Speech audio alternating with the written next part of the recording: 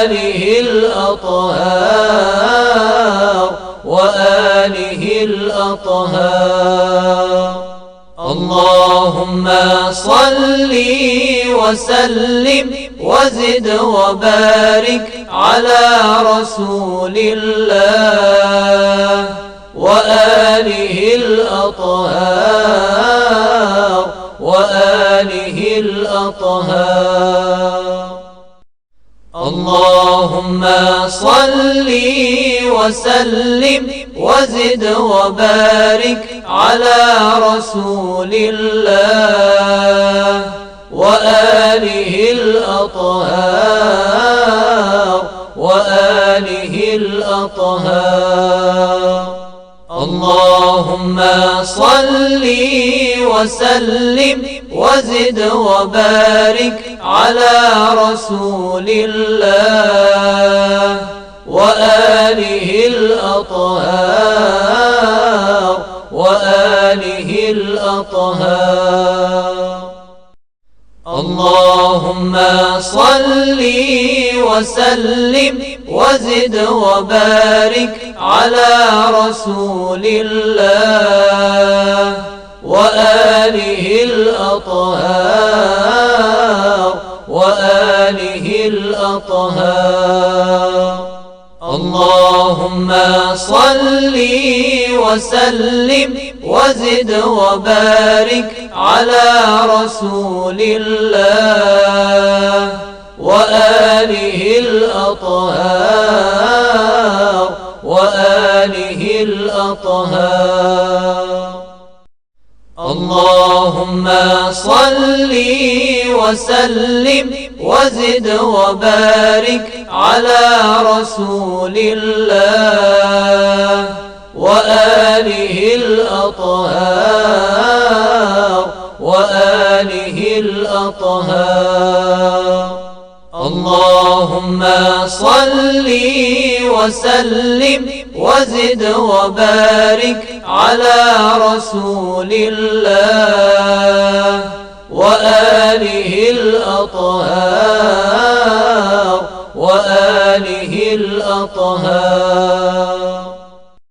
اللهم صل وسلم وزد وبارك على رسول الله وآله الأطهار وآله الأطهار.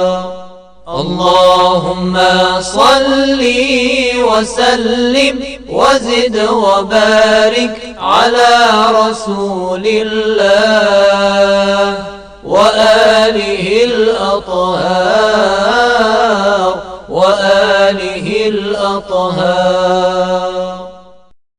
اللهم صل.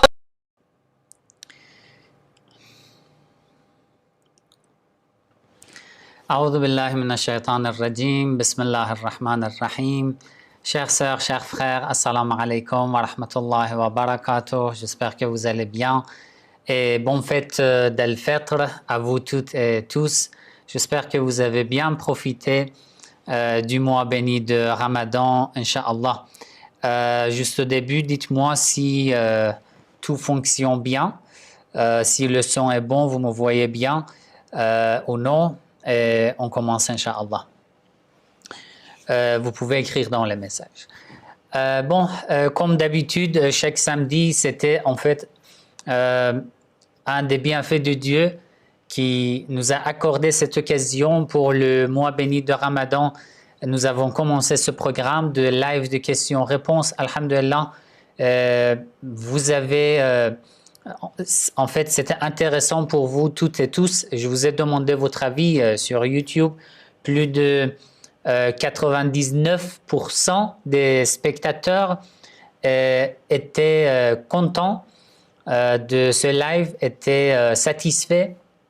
Ils avaient aimé ce live de questions, cette série de live de questions-réponses. Donc, j'ai décidé de continuer même après le mois béni de Ramadan, Inch'Allah. Très bien, d'accord.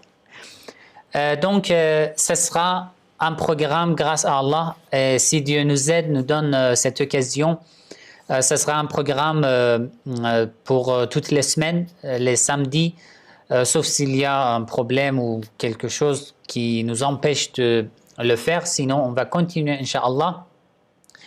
Et ce que nous faisons, c'est quoi?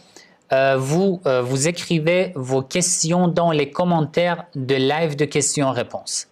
Par exemple, les questions que je vais répondre ce soir sont des questions que vous avez envoyées dans les commentaires de live de questions-réponses de samedi dernier, de samedi passé.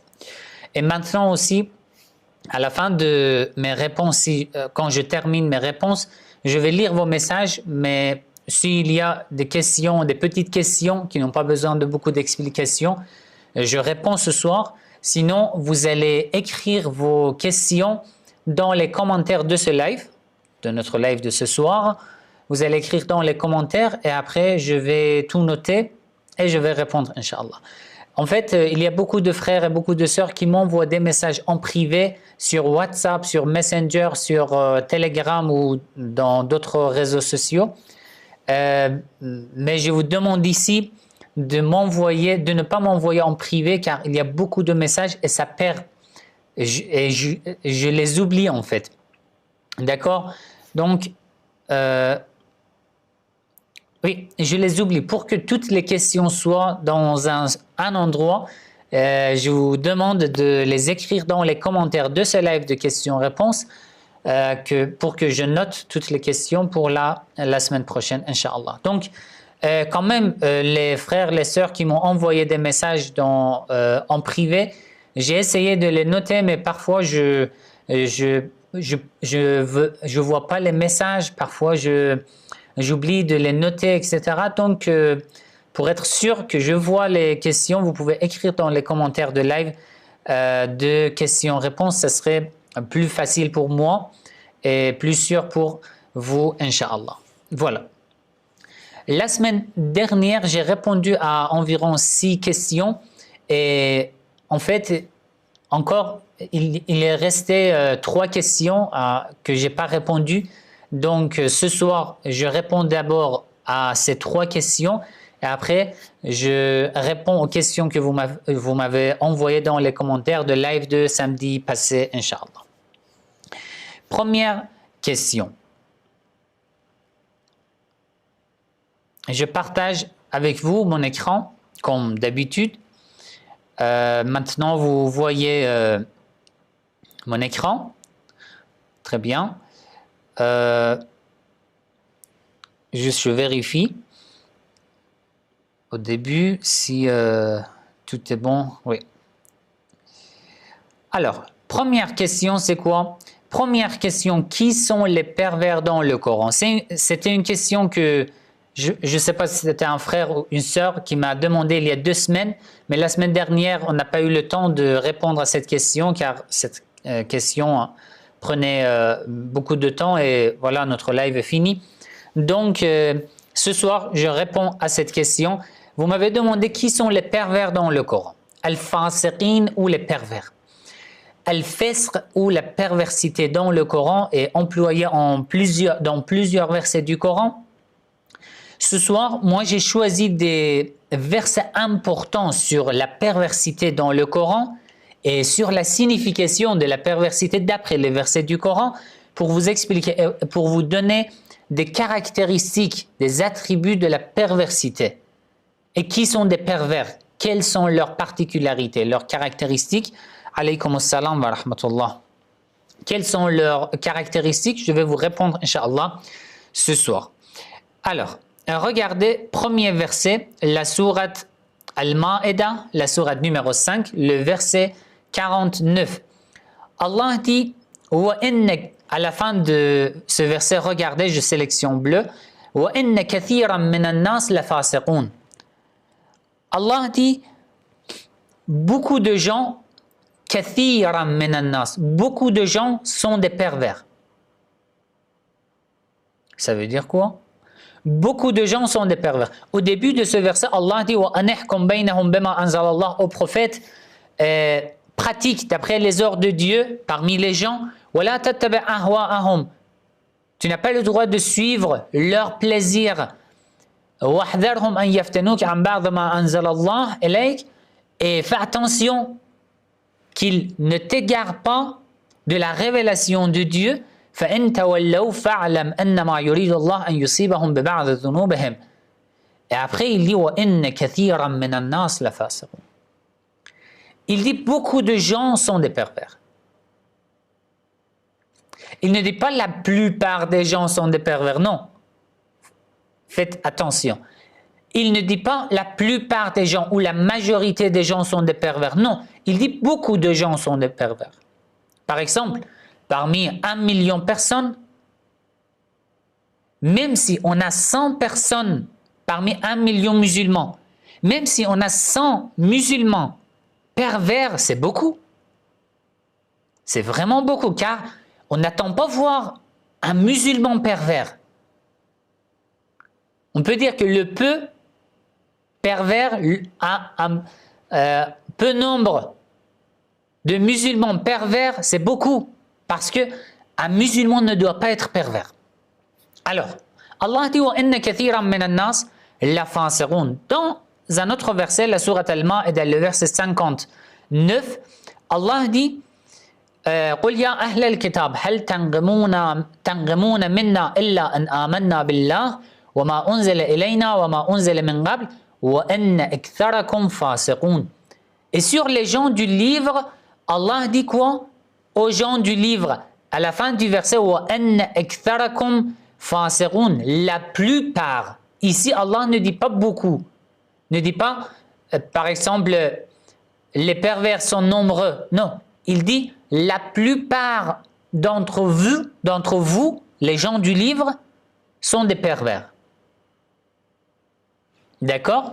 Dans un autre verset, la sourate Al-Ma'ida encore, le verset 108, Allah dit, à la fin de ce verset, regardez, Wallahu la yahdil qawm al-fasiq. Donc, d'après les deux premiers versets, Allah dit beaucoup de gens, il y a beaucoup de pervers parmi les gens.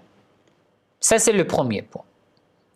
Et parmi les gens du livre, il y en a encore plus par rapport aux musulmans. C'est le deuxième point. Le troisième point, d'après ce verset, la sourate Al-Ma'ida, le verset 108, Allah dit Wallahu la yahdil qawm al-fasiqin. Allah ne guide pas les gens pervers. Un pervers ne sera plus guidé par Allah. Ça veut dire Allah ne te regarde. Si je suis un pervers, Allah ne me regarde plus. Il ne m'entend plus. Il ne me guide plus. Il ne me dirige plus vers lui. C'est tout, c'est fini. Il coupe sa relation avec moi, c'est fini. Wallahu la yahdil qawm al-fasiqin. Bon, le verset suivant, j'essaie d'être rapide pour pouvoir répondre à toutes les questions. Vous pouvez noter en fait, n'oubliez pas de noter toutes ces références, ça vous aide beaucoup, franchement ça vous aide beaucoup. Pour toutes ces références, ça a pris beaucoup de temps en fait. Pas seulement une semaine, par exemple la semaine dernière, je me suis occupé à préparer ces références pour certains de ces sujets. J'ai déjà travaillé sur ce genre de sujet, par exemple, pendant 2 mois, 3 mois, 4 mois. Et j'ai écrit des articles, j'ai recueilli toutes les références, j'ai rassemblé toutes les références. Et maintenant, dans ces lives de questions-réponses, je vous donne juste un résumé. Donc, ces références seront très utiles pour vous, Inch'Allah. Ça vous aide beaucoup. Je suis sûr que ça vous aide beaucoup, Inch'Allah. Bon, le verset suivant, la sourate Al-Kahf, la sourate numéro 18, le verset numéro 50. وَإِذْ قُلْنَا لِلْمَلَائِكَةِ اسْجُدُوا لِآدَمَ فَسَجَدُوا إِلَّا إِبْلِيسَ. Allah dit, nous avons ordonné aux anges de se prosterner pour Adam. فَسَجَدُوا.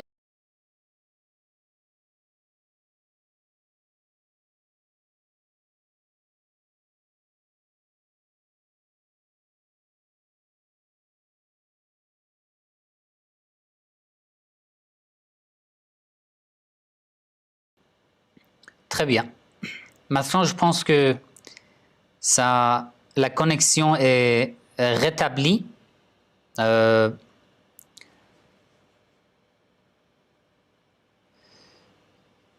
Oui, maintenant, dites-moi. Je pense que le problème est réglé. Dites-moi dans les messages. Oui. Oui, en fait, mon réseau a bugué et interrompu pour quelques instants. Oui. Maintenant, c'est bon. Je pense que maintenant, c'est bon. Très bien. Je vérifie en fait. Très bien. D'accord. Je vérifie chaque minute. Je reviens, je vérifie la connexion. Quand je vais sur mon écran, je ne vois pas si la connexion est bonne toujours ou non. Donc, je vérifie. Après, dans chaque minute, je vérifie pour voir si ça fonctionne bien ou non. Bon. Je vérifie encore. Maintenant, c'est bon. Bon, alors, je disais, d'après ce verset, le verset 50 de la sourate Kahf, la sourate numéro 18, le verset 50, Allah dit, lorsque j'ai ordonné aux anges de se prosterner pour Adam, ala nabiyyina wa alayhi salam, tous les anges se sont prosternés, à l'exception de Iblis, sauf Iblis. Il ne s'est pas prosterné. فَفَسَقَ عَنْ أَمْرَ رَبِّهِ. Je vous ai dit, je ne sais pas si vous avez entendu ou non, je vous ai dit, on veut apprendre la définition du terme fasiq, un pervers. Je répète, je ne sais pas si vous avez eu la connexion pour entendre ces paroles ou non, je répète. On veut apprendre la définition du terme al-fasiq. Que veut dire un fasiq, un pervers? Certains d'entre nous, nous avons déjà des définitions d'après notre culture, notre société, dans notre pays. Nous avons déjà des définitions, par exemple, d'une personne perverse. Mais je ne peux pas interpréter le Coran d'après cette définition que j'ai déjà dans ma tête, en arrière-pensée. Faisons attention, lorsque nous lisons le Coran, bien sûr, nous avons déjà des définitions de plusieurs termes dans notre tête, en se basant sur notre culture, notre pays, notre société. Mais je ne peux pas interpréter le Coran d'après les définitions que j'ai dans ma tête, qui proviennent du pays, de la culture, de la société, etc. Non, si je veux apprendre, si je veux comprendre que veut dire exactement un fasiq, un pervers, je dois chercher dans le Coran pour voir quelle est la définition de pervers, de fasiq d'après le Coran. C'était un débat dans le terme al-Islam. J'ai déjà publié des vidéos sur ce sujet. Que signifie al-Islam dans le Coran? Lorsque j'ai dit dans les 3 vidéos que j'ai publiées à l'occasion de la naissance de l'imam Mahdi Ajjalallahu ta'ala Farajahu Sharif, j'ai dit dans mes vidéos, al-Islam dans le Coran, ça veut dire la soumission, ne veut pas dire la religion de l'islam. Certains frères m'ont critiqué, m'ont dit, non, tu es en train de falsifier le Coran. Non. Vous avez une définition du terme al-Islam dans votre tête qui provient de la communauté musulmane, non pas du Coran. Si tu veux comprendre la définition d'un terme coranique, tu dois chercher dans le Coran. Le Coran interprète le Coran. C'est la méthode que j'ai suivie dans mon tafsir de la sourate Al-Hamd et je vais continuer, Inch'Allah. Bon, alors, pour pouvoir comprendre, apprendre la signification, la définition de pervers, de fasiq dans le Coran, regardez ce verset. Allah dit, tous les anges se sont prosternés à Adam, sauf Iblis. Il a désobéi à Allah. فَفَسَقَ عَنْ أَمْرَ رَبِّهِ. Il a désobéi à Allah. Allah utilise le terme fasaqa. Fasaqa est la racine de al-fasiq, pervers. Donc, fasaqa, ça veut dire désobéir. Intentionnellement. Si je suis sûr que c'est l'ordre de Dieu, je sais que c'est l'ordre de Dieu, et intentionnellement, volontairement, je désobéis à l'ordre de Dieu. Je deviens un pervers, un fasiq d'après le Coran. Donc, désobéir à Allah d'une manière intentionnelle, volontaire. Voilà. C'est ça la définition de pervers. Bon, alors, je vous explique rapidement quelques caractéristiques de pervers d'après le Coran. Regardez le verset suivant, la sourate An-Nur, la sourate numéro 24, le verset 4. Pour certains groupes, Allah dit Ulaika humul fasiqun. Ça, c'est très bien de vous expliquer. Pour certains groupes, Allah dit ce sont eux des pervers. Pour certains groupes, Allah dit ils sont des pervers. Quelle est la différence? Pour certains groupes, Allah dit ce genre de personnes sont des perverses. Mais pour certains groupes, Allah dit ce sont eux des pervers. Ça, c'est plus dur. Alors, je vous explique d'abord les groupes sur lesquels Allah dit ce sont eux qui sont des pervers. Regardez qui sont ces groupes. وَالَّذِينَ يَرْمُونَ الْمُحْصَنَاتِ. Ceux qui accusent les dames, les femmes chastes et qui n'ont pas 4 témoins. أُولَٰئِكَ هُمُ الْفَاسِقُونَ. Ce sont eux des pervers. Fais attention. N'accuse pas sans argument, sans preuve. N'accuse pas les gens, surtout les femmes. Attention à l'égard de ton épouse, ne pense pas mal.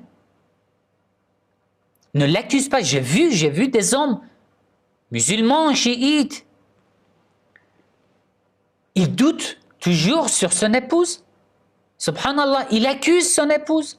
Dès que son épouse sort de la maison, il l'accuse.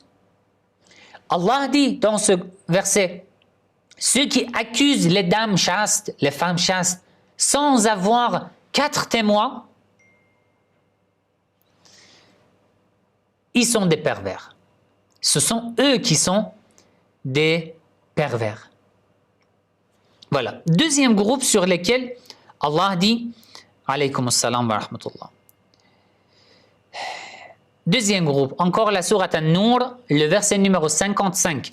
Allah dit وَعَدَ اللَّهُ الَّذِينَ آمَنُوا مِنكُمْ وَعَمِلُوا الصَّالِحَاتِ لَيَسْتَخْلِفَنَّهُمْ فِي الْأَرْضِ كَمَا اسْتَخْلَفَ الَّذِينَ مِنْ قَبْلِهِمْ وَلَيُمَكِّنَنَّ لَهُمْ دِينَهُمُ الَّذِي ارْتَضَىٰ لَهُمْ وَلَيُبَدِّلَنَّهُمْ مِنْ بَعْدِ خَوْفِهِمْ أَمْنًا. C'est un verset sur la fin des temps. Le gouvernement de l'imam Mahdi Ajjalallahu ta'ala farjahu sharif. Allah dit dans ce verset, Allah dit, je vous promets que je vous donnerai la force, le pouvoir sur terre. Vous aurez un gouvernement absolu sur terre. Vous serez la force absolue sur terre. Vous, les croyants, les vrais pieux.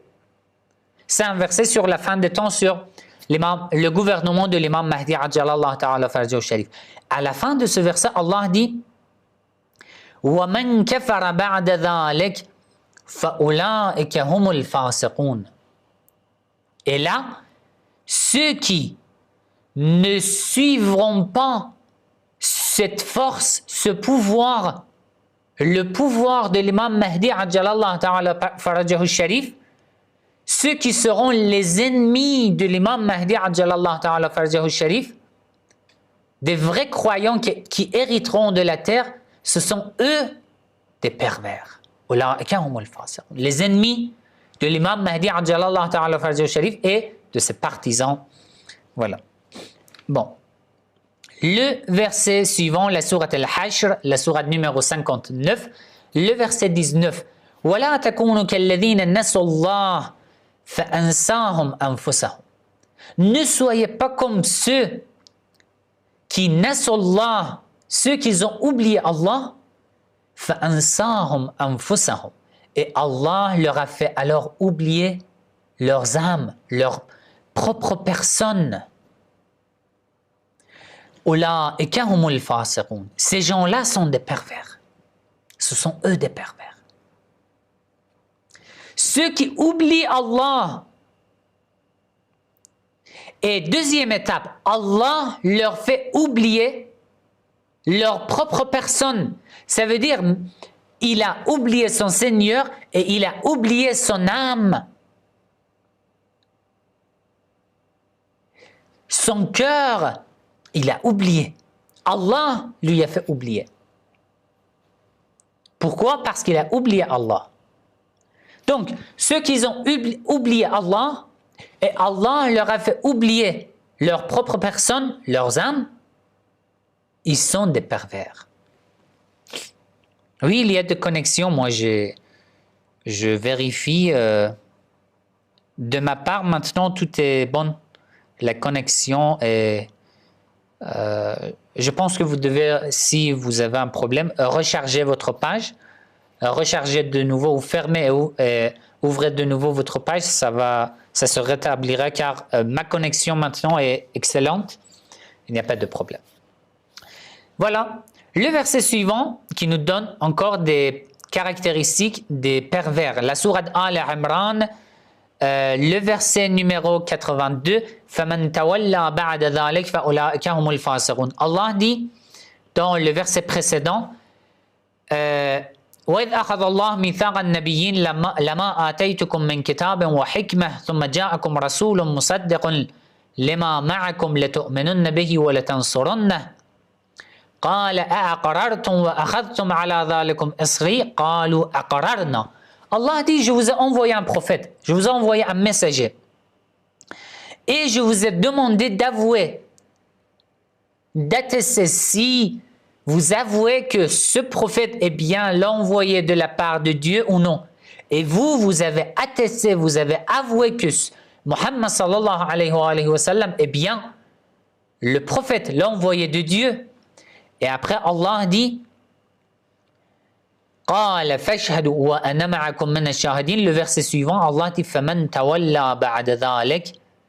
Et à partir de ce moment-là, quiconque tourne le dos, qui se détourne du prophète Muhammad sallallahu alayhi wa sallam, فأولئك هم الفاسقون. Sont eux des pervers. Ceux qui désobéissent le prophète Muhammad sallallahu alayhi wa sallam, après avoir cru en lui, en sa véracité, la véracité de ses prétentions, ils sont des pervers. Le verset suivant, la sourate Al-Ma'ida, le verset 47, Allah dit, les partisans et les chrétiens, ceux qui suivent l'évangile, ils doivent pratiquer d'après les ordres de l'évangile.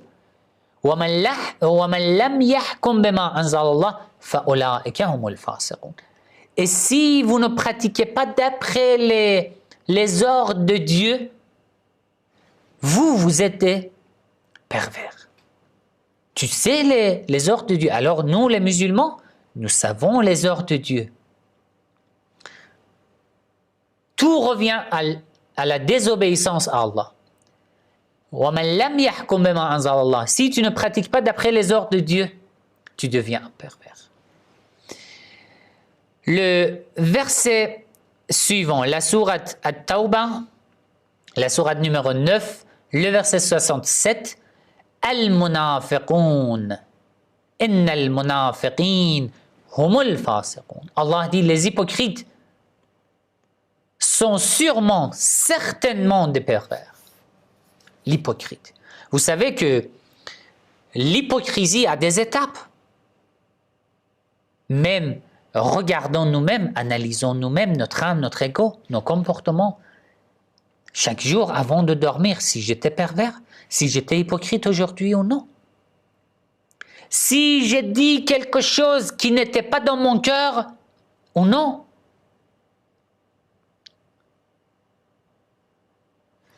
Alors, les hypocrites sont des pervers. Le verset suivant, la sourate Al-Baqarah, le verset 26, Inna Allah la yastahi an yadraba mathalan ma ba'udatan fama fawqaha. Après, il dit وَأَمَّا الَّذِينَ كَفَرُوا فَيَقُولُونَ مَاذَا أَرَادَ اللَّهُ بِهَذَا مَثَلًا يُضِلُّ بِهِ كَثِيرًا وَيَهْدِي بِهِ كَثِيرًا وَمَا يُضِلُّ بِهِ إِلَّا الْفَاسِقِينَ. Allah dit, lorsque je vous envoie mes signes, mes preuves, mes arguments, les égarés se moquent des signes de Dieu. Ils ne suivent pas les signes de Dieu. Ils ne font pas attention aux signes de Dieu. Et Allah dit, ils sont des pervers. Au lieu d'être guidés par les signes de Dieu vers Allah, ils s'égarent du chemin de Dieu. Et ils sont des pervers. Verset suivant encore, la sourate Al-Baqarah, le verset 59, Allah dit les injustes. Je lis plus le texte des versets, vous regardez, vous pouvez noter les références pour être rapide. Je vous explique juste le contenu de ce verset, après je passe. Dans ce verset aussi, Allah dit les injustes, les oppresseurs. فَبَدَّلَ الَّذِينَ ظَلَمُوا قَوْلًا غَيْرَ الَّذِي قِيلَ لَهُمْ jusqu'à la fin. Ils sont des pervers, des injustes ont commis de la perversité, l'injustice, l'oppression contre les gens. Ils étaient des oppresseurs. Donc, ils sont des pervers. Le verset suivant, la sourate Al-A'raf, la sourate numéro 7, le verset 165, Allah dit وَأَخَذْنَا الَّذِينَ ظَلَمُوا بِعَذَابٍ بَئِيسٍ بِمَا كَانُوا يَفْسُقُونَ. Encore les injustes. Vous pouvez lire après la traduction de ce verset. Dans ce verset aussi, Allah dit les oppresseurs et les injustes sont des pervers. Voilà le verset suivant, la sourate Al-Ma'ida, le verset numéro 3. Allah dit, regardez ici, je sélectionne, j'espère que vous voyez, je sélectionne en bleu. وَأَن تَسْتَقْسِمُوا بِالْأَزْلَامِ ذَلِكُمْ فِسْقٌ. Allah mentionne, par exemple, le fait de consommer le sang, la viande du porc, la viande qui n'est pas halal, par exemple un mouton qui n'a pas été égorgé d'après les ordres de l'islam. Après voilà plusieurs sortes, à la fin Allah dit et jeu de l'argent, jeu de hasard. ذَلِكُمْ فِسْقٌ. Tout cela mentionné dans ce verset font partie de la perversité. Et ceux qui commettent, qui ne respectent pas ces interdictions sont des pervers. Voilà, ce verset aussi vous donne plusieurs attributs caractéristiques des pervers. Le verset suivant, la sourate Al-An'am, la sourate numéro 6, le verset numéro 49. Pas de son? Oui, il y a de son, je pense. De ma part, tout est bon. Et les autres? Écrivez dans les messages, si vous avez de son, écrivez dans les messages. Je pense que vous...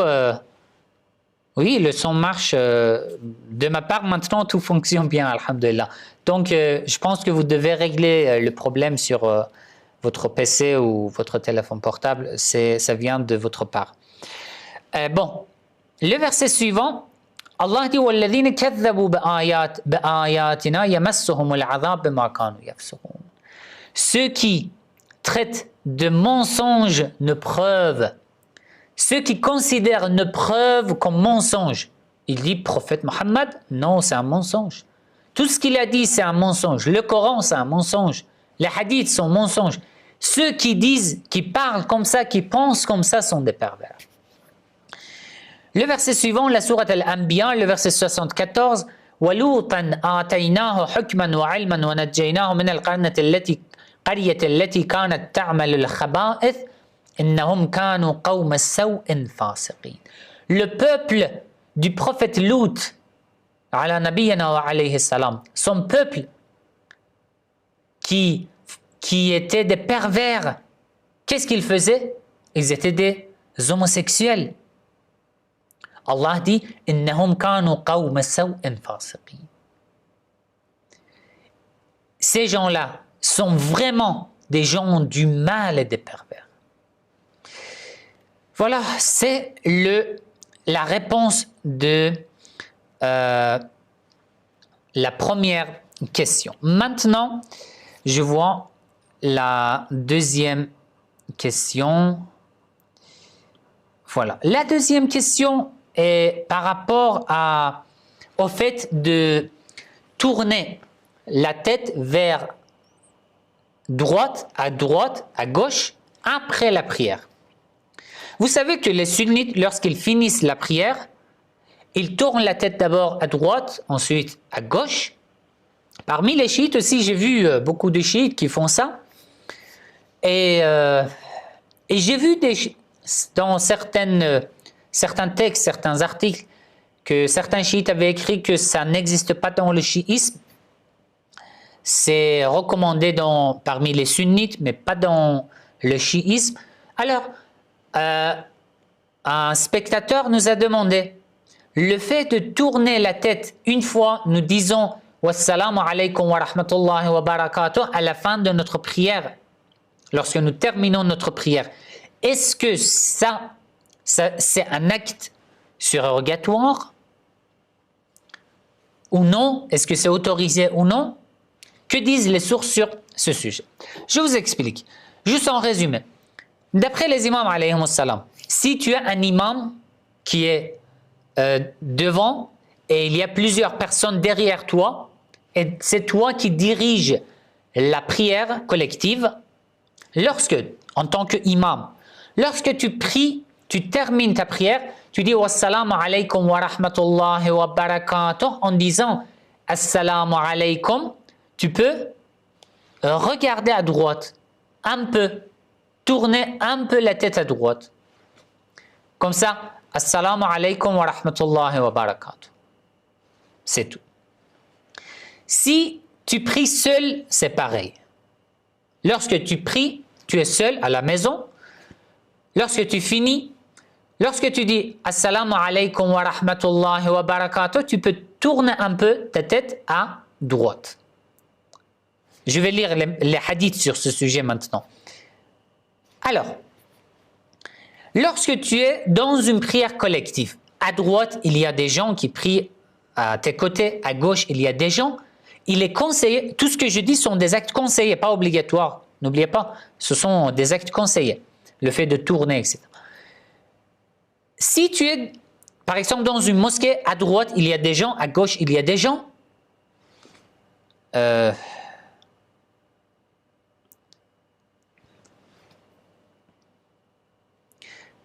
pense que ça a bugué. Vous entendez maintenant, je pense. Bon. Si vous êtes dans une mosquée, à droite, il y a des gens, à gauche, il y a des gens, vous terminez votre prière. Il est conseillé de dire, lorsque vous dites assalamu alaykum wa rahmatullah, il est conseillé de dire deux fois. Une fois assalamu alaykum wa rahmatullah à droite, une fois assalamu alaykum wa rahmatullah à gauche. Mais s'il n'y a personne à gauche, à vos côtés à gauche, bon alors vous ne faites pas. Vous ne dites qu'une seule fois assalamu alaykum à droite. C'est fini. Non, maintenant ça c'est bien. La connexion c'est bien. Oui, parfois c'est un problème. On va essayer de continuer. Bon, alors je lis les hadiths. Maintenant la connexion est bonne. Le livre Tahdhib al-Ahkam de Cheikh al-Tusi, volume 2, page 93. عن أبي عبد الله عليه السلام l'imam al-Sadiq عليه السلام dit إن كنت تؤم قوما, si tu es un imam dans une prière collective, tu diriges la prière collective, أجزأك تسليمة واحدة, تسليمة واحدة, une seule fois tu dis assalamu alaykum wa rahmatullah, ça te suffit, d'accord? An yaminik, une seule fois dire assalamu alaykum wa rahmatullah, tourner la tête à droite, d'accord? Ou certains savants disent que juste les yeux vers la droite, pas la tête. Tu ne tournes pas la tête à droite, non. Tu tournes juste, tu regardes juste la droite avec les yeux à droite. Tu dis assalamu alaykum wa rahmatullah. Mais certains disent que non, les imams alayhi salam ont dit taslimatun wahida an yaminik. Tu dis assalamu alaykum wa rahmatullah à droite. Wa in kunta ma'a imamin fa taslimatan. Et si tu es dans une prière collective, il est conseillé de dire deux fois assalamu alaykum wa rahmatullah, une fois à droite, une fois à gauche. Et wa in kunta wahdak fa wahida mustaqbil al-qibla. Et si tu es seul, tu fais comme imam. Une fois, tu es debout, tu es en direction vers la Qibla, tu dis Assalamu alaikum wa rahmatullah, ou tu tournes tes yeux vers à droite ou la tête à droite. Voilà.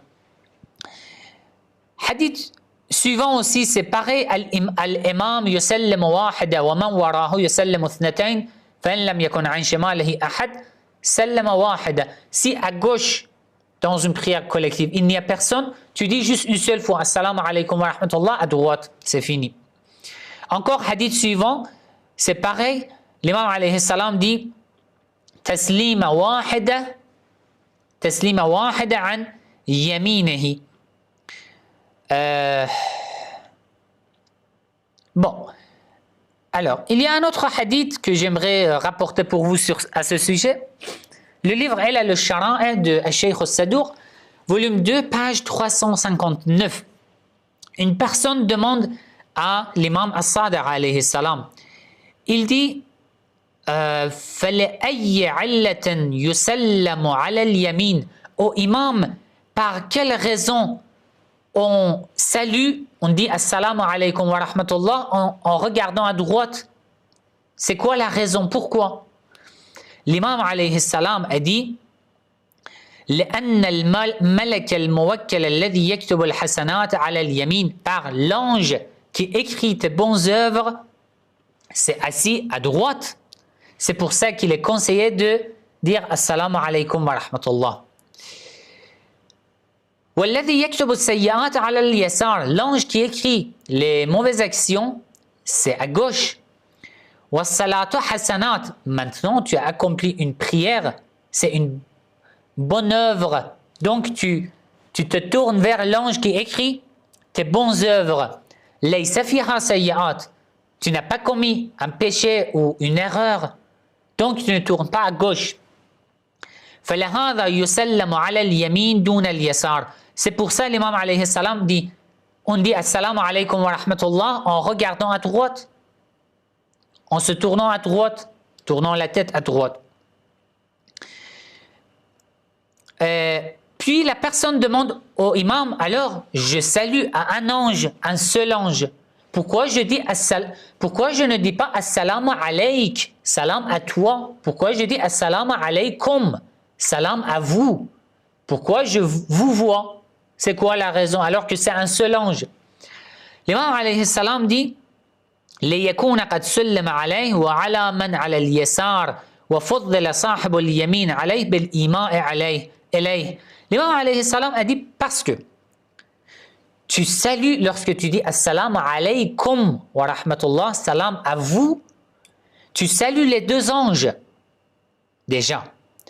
Mais pourquoi tu tournes la tête? Tu te tournes la tête à droite pour respecter encore plus, pour signer l'ange qui s'est assis à droite.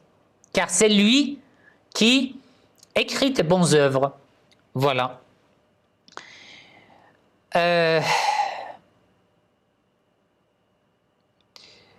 Alors, قلت فلما لا يكون الإيماء في التسليم بالوجه كله. L'élève de l'imam lui demande alors pourquoi je n'ai pas le droit de tourner toute ma tête comme ça, à droite, juste comme ça, ou juste les yeux. Pourquoi? L'imam alayhi salam dit ولكن قال لأن مقعد الملكين من ابن آدم الشدقين فصاحب اليمين jusqu'à la femme. L'imam alayhi salam a dit parce que l'ange qui écrit tes bonnes œuvres est juste là, ici. Ça veut dire, si tu tournes tes yeux à droite, c'est là, ici. L'ange qui s'assoit à droite pour écrire tes bonnes œuvres. Donc, tu ne tournes pas toute ta tête à droite, pas comme ça.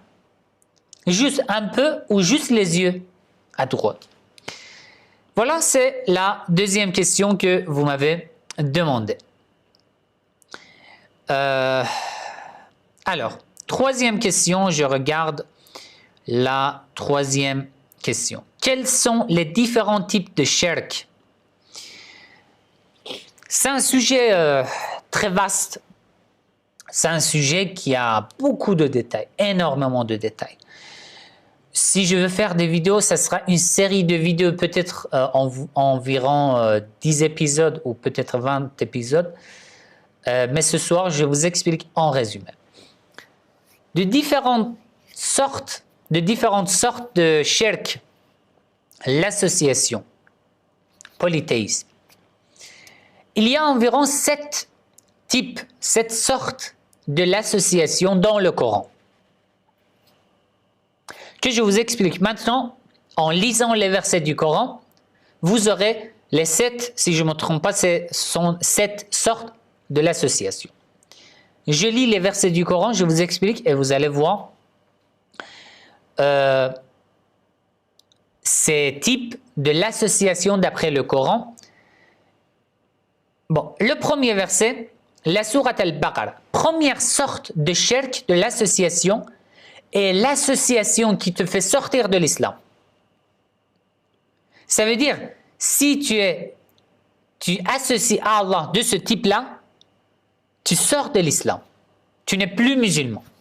C'est quoi cette association? Regardez la sourate Al-Baqarah, le verset 105. ما يود الذين كفروا من أهل الكتاب ولا المشركين أن ينزل عليكم من خير من ربكم والله يختص برحمته من يشاء والله ذو الفضل العظيم. Les impies parmi les gens du livre, pas tous les gens du livre, les impies parmi les gens du livre et les associateurs, ils n'aiment pas que la révélation de Dieu descende sur vous. C'est le premier verset. Sur cette sorte de l'association, je vous donne 3 versets et je vous explique que veut dire exactement. Deuxième verset, la sourate Al-Imran, la sourate numéro 3, verset 151.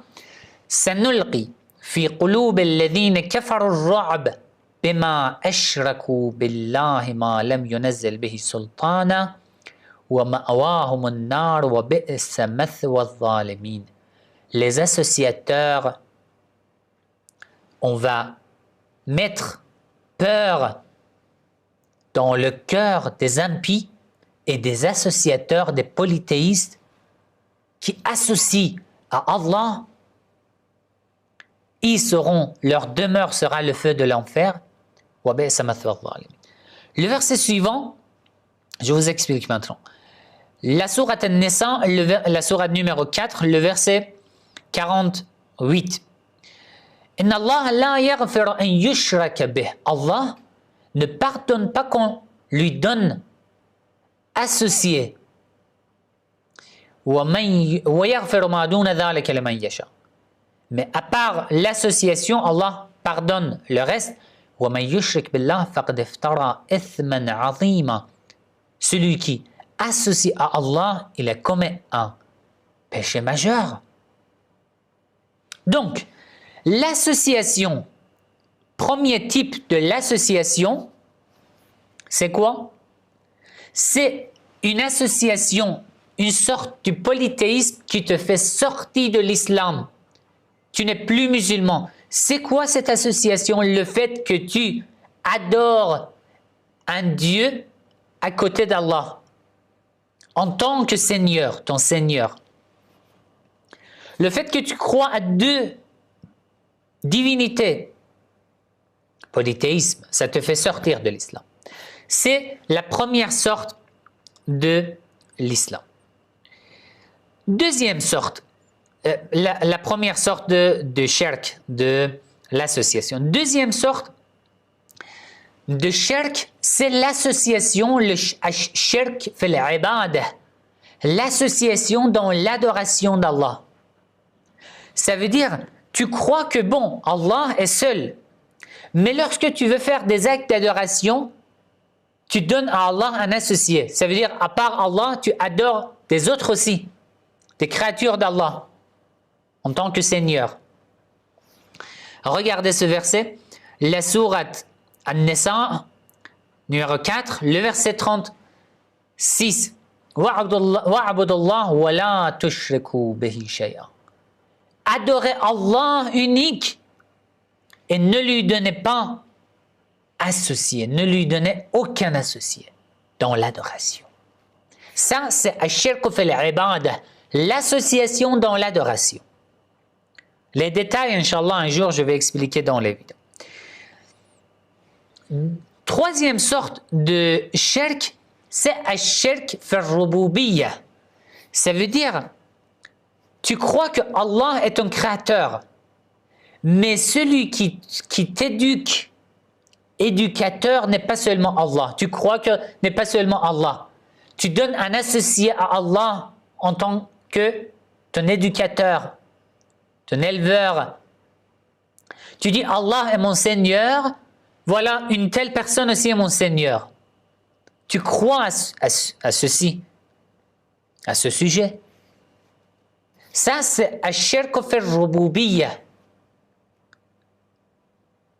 Tu associes, tu donnes associé à Allah et tu considères quelqu'un autre que Allah comme Seigneur, comme deuxième Seigneur. Franchement, dans notre vie quotidienne, dans notre travail, même certains d'entre nous à l'égard de notre chef, de notre directeur, nous avons ce type de shirk, ash-shirku fil rububiyyah. Nous pensons que c'est ce chef, c'est ce directeur qui est mon Seigneur, qui pourvoit à mes besoins pour toute ma vie, etc., etc. Si on analyse notre... Je ne vais pas entrer dans les détails, sinon on peut donner beaucoup d'exemples. Vous voyez, vous comprenez ce que je veux dire. Bon. Le verset suivant, la sourate At-Tur, numéro 52, le verset 43.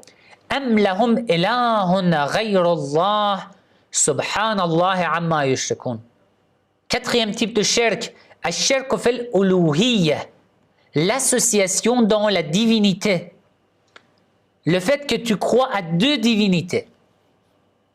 Ash-shirku fil uluhiyyah. Sur chacun de ces types de shirk, il y a plusieurs versets du Coran. Je ne veux pas entrer dans les détails. Je veux juste vous expliquer ces types en résumé. Donc, ce verset nous explique ash-shirku fil uluhiyyah, l'association dans la divinité. Le verset suivant, la sourate Al-Qasas, la sourate numéro 28, le verset 68. وَرَبُّكَ يَخْلُقُ مَا يَشَاءُ وَيَخْتَارُ. Allah crée ce qu'il veut. مَا كَانَ لَهُمُ الْخِيَرَةُ. Vous n'avez pas de libre arbitre sur la création. Subhanallah wa ta'ala amma yushrikun. Allah est au-dessus et exempt de ce qu'il associe à lui. Sur quoi? Sur la création. Ça, c'est la cinquième sorte de l'association de shirk. Ash-shirku fil khaliqiyyah. L'association dans la création. Ça veut dire, tu crois qu'à part Allah, il y a un autre créateur. Par exemple, si je vous donne un exemple. Les polythéistes de la Mecque, à l'époque anté-islamique, à l'époque du prophète Mohammed sallallahu alayhi wa sallam, n'avaient pas ce type de shirk. Ils croyaient que leur créateur est seul Allah. Dans ce sujet, ils étaient monothéistes, pas polythéistes. Mais ils avaient un autre type de shirk, ash-shirku fil rububiyyah. Mais ils disaient, ce sont des idoles qui pourvoient à nos besoins dans notre vie, dans l'ici-bas. Allah nous a créés et il nous a abandonnés.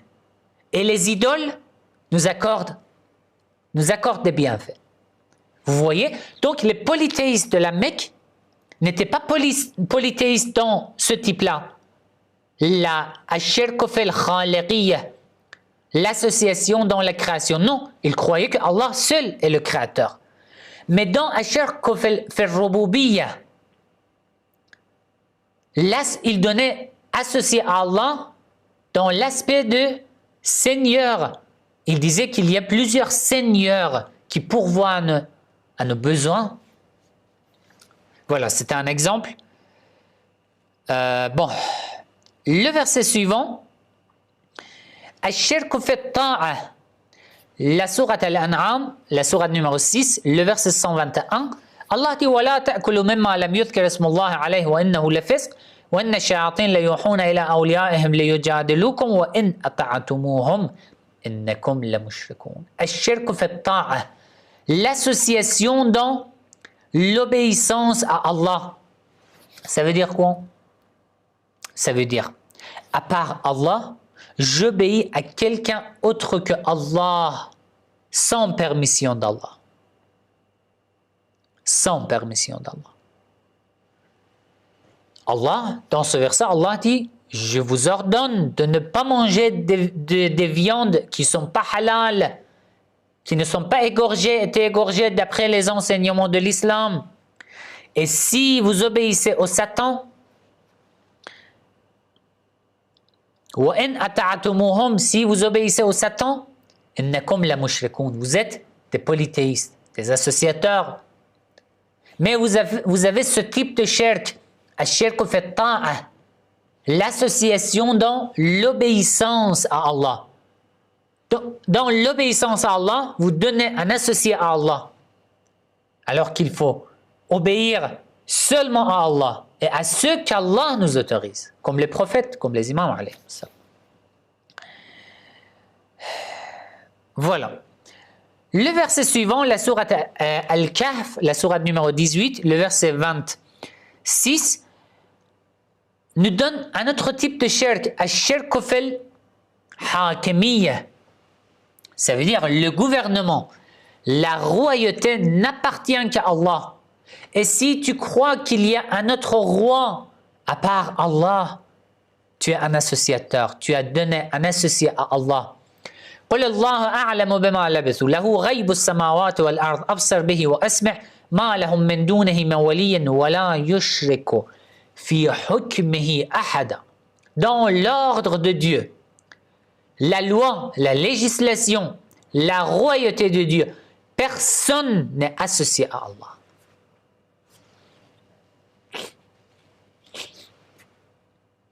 Personne n'est associé à Allah. C'est un type de shirk qui s'appelle al-shirk fil hakimiyya. Ça veut dire que tu crois que, à part Allah qui gouverne sur la création, il y a d'autres gouverneurs, al-hakim, sur le monde, je parle. Pas un pays, un président, non. Sur la création, je veux dire. À part Allah.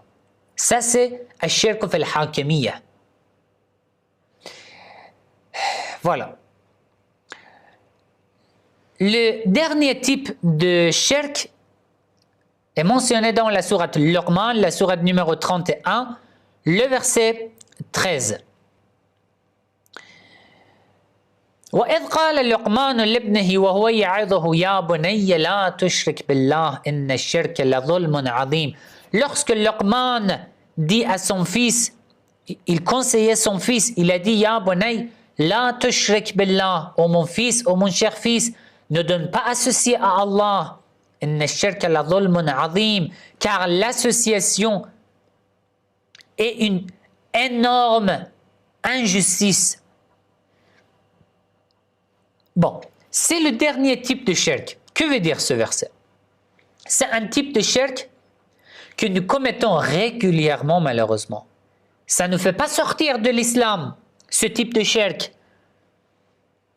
Nous sommes toujours musulmans. Mais ça abaisse notre niveau dans la spiritualité. Ya bunayya la tushrik billah. Luqman a dit à son fils, ô mon fils, ne donne pas associé à Allah. Ça veut dire quoi? Dans les comportements, dans tes actes d'adoration. Tu es en train de faire salat al-layl, la prière de la nuit. La prière de la nuit, tu fais salat al-layl pour que les gens disent, voilà, c'est une bonne personne, c'est un homme de bien, c'est un vertueux, c'est un vrai croyant, etc., etc. Parce que tu fais salat al-layl parce que tu aimes les compliments des gens. Ça, c'est l'association. Même si ça ne te fait pas sortir de l'islam. Mais la dhulmun azim, d'après ce verset, c'est une injustice énorme que tu ne fais pas juste pour Allah. C'est le dernier type de shirk. Ça ne nous fait pas sortir de l'islam. Mais quoi? Ça abaisse, ça diminue notre niveau dans la spiritualité, dans la croyance, la foi. Je participe aux cérémonies, aux associations, aux mosquées, pour que les gens disent « Regardez, c'est un homme pieux ». Parce que j'aime les compliments des gens. Je donne sadaqa en public pour que les gens voient que je donne sadaqa. Pour qu'ils complimentent. Pour qu'ils m'apprécient. Ça, c'est de l'association. C'est de l'association qui nous éloigne de Dieu. Même si ça nous fait pas sortir de l'islam. Bon. Alors, le verset suivant est la question suivante. La question numéro 4. Une sœur m'a demandé jusqu'à quel âge un parent est-il responsable de son enfant. En fait, c'est un sujet sur lequel on peut parler beaucoup. Je ne veux pas entrer beaucoup dans les détails, mais il y a des gens, il y a des savants qui disent que ça revient à notre live de questions-réponses dans lequel j'ai parlé de la puberté il y a 3-4 semaines. D'après quelques penseurs et savants chiites, pour les filles et pour les garçons, ça commence à partir de la puberté. Donc une fille à partir de l'âge de 9 ans et un garçon à partir de l'âge de 15 ans peut être libre, peut sortir de l'autorité de ses parents. On peut dire comme ça, en fait. Mais je vous donne deux versets du Coran, et après c'est à vous de juger, d'accord? Je vous donne ma propre opinion aussi, mais c'est à vous de juger pour voir comment on peut conclure en fait sur ce sujet. Le premier verset, la sourate An-Nisa, la sourate numéro 4, le verset 6. Je vous ai expliqué ce verset dans le live de questions-réponses, il y a 3 semaines à peu près, ou 4 semaines, dans lequel j'ai parlé de la puberté. Vous pouvez voir ce verset dans ce live. Dans ce live, j'ai parlé de plusieurs versets dans ce sens, dans ce contexte-là. وَابْتَلُوا الْيَتَامَى حَتَّى إِذَا بَلَغُوا النِّكَاحَ فَإِنْ آنَسْتُم مِّنْهُمْ رُشْدًا فَادْفَعُوا إِلَيْهِمْ أَمْوَالَهُمْ. Allah dit, en ce qui concerne les orphelins, si par exemple l'argent ou l'héritage d'un orphelin est chez toi, Allah dit dans ce verset, si فَإِنْ آنَسْتُمْ مِنْهُمْ رُشْدًا, الرُّشْد, maturité. J'ai expliqué dans ce live de questions-réponses sur la puberté. Si vous voyez que cet enfant orphelin est devenu mature, d'accord, tu peux lui remettre son argent. Tu n'as plus d'autorité sur lui. Dans d'autres versets du Coran aussi, c'est pareil. Allah parle de ar-rushd. إذا يبلغ أشده ou de al-ashud. Ashud, ça veut dire une force et une maturité. فإذا بلغ أشده dans quelques autres versets du Coran. D'après ce que je comprends de ce verset, la puberté physique n'est pas suffisante. Une fille peut être à l'âge de 9 ans et être pubère, mais elle n'est pas toujours mature. Elle n'a pas de la maturité, de sagesse pour pouvoir prendre des décisions importantes pour sa vie, pour gérer sa vie. Mais peut-être une fille qui a 9 ans a une telle maturité. D'accord? Donc, Allah nous donne une règle. Si cet enfant est arrivé à la maturité, soit à l'âge de 15 ans, soit à l'âge de 18 ans, religieusement, il sort de l'autorité de ses parents. Après, vous m'avez demandé, mais bon, alors, il y a des parents qui ont l'autorité sur leurs enfants, même à l'âge de 30 ans. Son enfant a 30 ans, son fils a 30 ans, mais il n'abandonne pas son fils. Il a toujours l'autorité sur son fils. Alors, je vous explique. En fait, même si nous croyons que l'obéissance aux parents, c'est obligatoire d'après le Coran, mais ce n'est pas l'obéissance aux parents qui est obligatoire dans le Coran.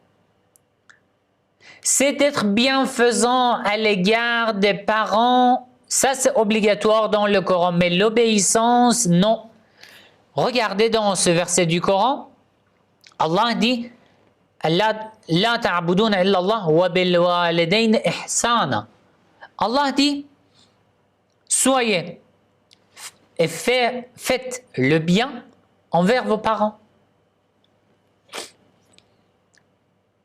Dans le Coran, Allah ne dit pas ati'u al-walidayn, obéissez à vos parents, non. Il dit wa bil walidayn ihsana dans plusieurs versets du Coran. Soyez bienfaisants, soyez gentils, soyez pieux, soyez modestes, soyez polis à l'égard de vos parents. Mais l'obéissance, une telle autorité, non. Surtout dans un état, dans une situation où les parents sont des associateurs, etc., ça c'est autre chose. Donc, l'autorité que nous pensons, nous, n'est pas une telle autorité. L'obéissance absolue des enfants de leurs parents, non. Oui, le respect absolu. Politesse absolue. Bienfaisance d'une meilleure manière à l'égard des parents. Mais obéissance absolue, non. D'après le Coran, on n'a pas un tel verset. Donc, à l'âge où cet enfant est arrivé, est devenu mature, il sort de l'autorité de ses parents. Voilà, ça c'est la quatrième question. On arrive à la question numéro 5. La question numéro 5, vous m'avez demandé de... Je vérifie juste... Bon, nous avons 7 questions ce soir. Après, je vais voir vos messages. Bon, alors, vous m'avez demandé sur la circoncision des hommes, des garçons, voilà, des garçons tout simplement. La semaine dernière, j'ai parlé de l'excision des filles, que dans certains pays en Afrique, ils font ça. J'ai expliqué ce sujet la semaine dernière. Et cette semaine, une personne a demandé sur la circoncision des hommes, est-ce que d'abord c'est obligatoire ou non? Puis, pourquoi? Quelle est la raison? Ensuite, est-ce que c'est obligatoire aux parents, lorsque leurs enfants, leur garçon est né, de faire la circoncision, ou c'est obligatoire à ce garçon, lorsqu'il grandit, de le faire? 4. Si un non-musulman, un homme non-musulman, se convertit à l'islam, il a 40 ans, il a 50 ans, qu'est-ce qu'il fait? 5.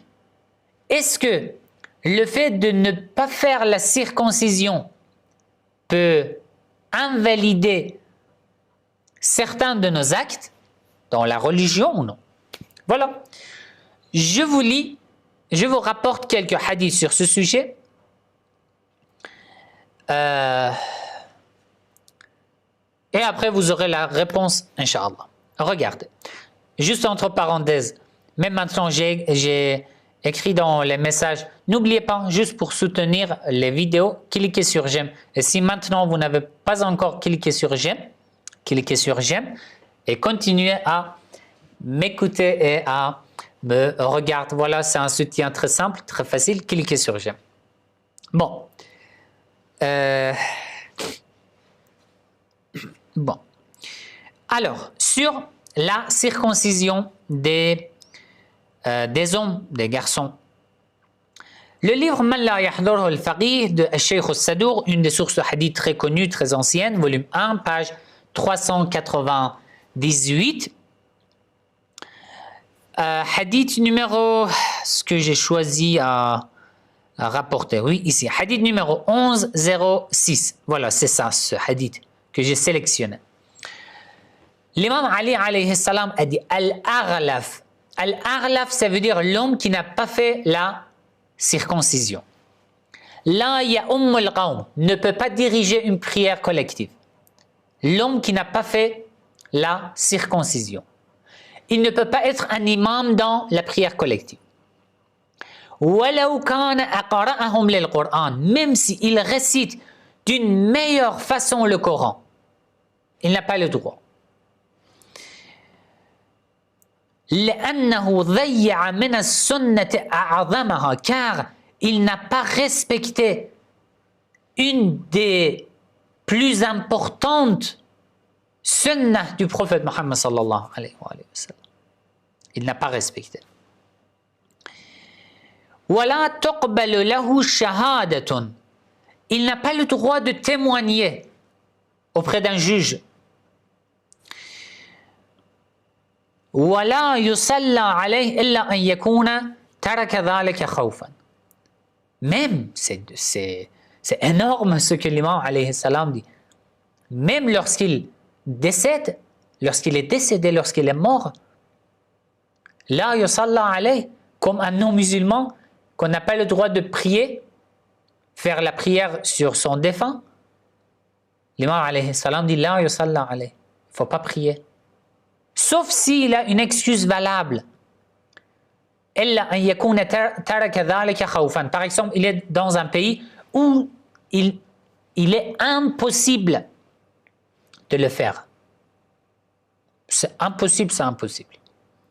Sinon, c'est tellement dur dans le hadith. Hadith suivant. Encore Man la yahdurhu al-faqih, Cheikh al-Sadour, volume 2, page 401.